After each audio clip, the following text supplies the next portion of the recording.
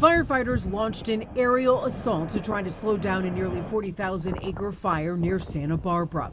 The flames forcing evacuations in 2 Southern California counties.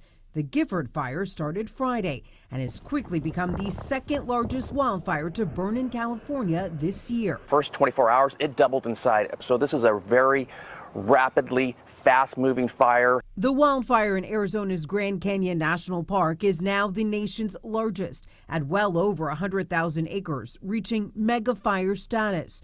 The flames began almost a month ago and destroyed the historic Grand Canyon Lodge on the North Rim.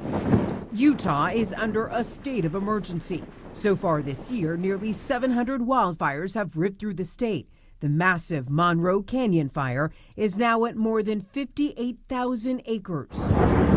Smoke from Canadian wildfires is hovering over the Northeast and upper Midwest, with millions under air quality alerts. Eyes burning, stuffy nose, and stuff like that. The smoke is not stopping tens of thousands of music fans today in Chicago who are enjoying Lollapalooza. Here in California, there are now extra resources to help fight flames. The state just added new Firehawk helicopters to its fleet. Those choppers can hold up to 1,000 gallons of water. Elise Preston, CBS News, Los Angeles.